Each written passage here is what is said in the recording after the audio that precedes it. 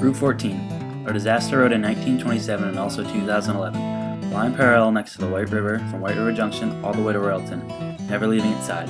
Route 14 became flooded in 1927 when the flood of 1927. It also became flooded in 2011 in Hurricane Irene. As Route 14 comes into the center of West Hartford, shown on the right is the library and the West Hartford store. Both had flood damage in 2011 from the flooding. The library to this day has still not been reopened, as construction shown works to reopen it.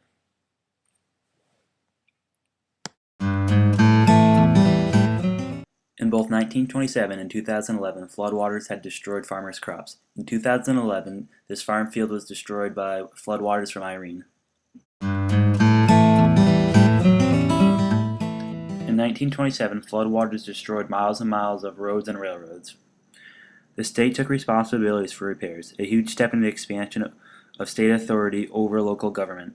And although the state professed that it would rebuild without federal assistance, Vermont asked for and received $2.7 million from Congress.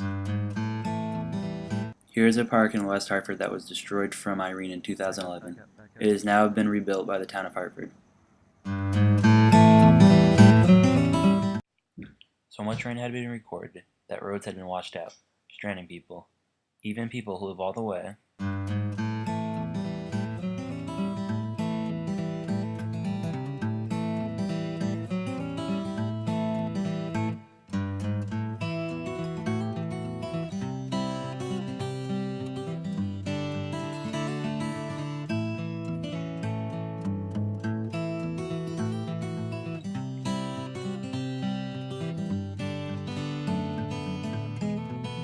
Out here were affected.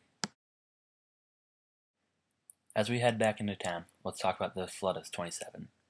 The 27 flood swept all through Vermont, known as one of Vermont's most devastating events. This event took out 1,285 bridges, miles of road, and miles of railroad. It also destroyed many homes and buildings. 84 people, including Lieutenant Governor S. Hollister Jackson, had been killed. With railroads, roads, and businesses destroyed, it changed our state economically. Here is the downriver from Patriots Bridge. Water was so high here from Irene it had gone over the bank into the road, making officers have to close it. Water was also so high they had to close the bridge because they were worried it would collapse from the water. There is still debris in the structure to this day. To the left is Clifford Park, which was also washed out and destroyed.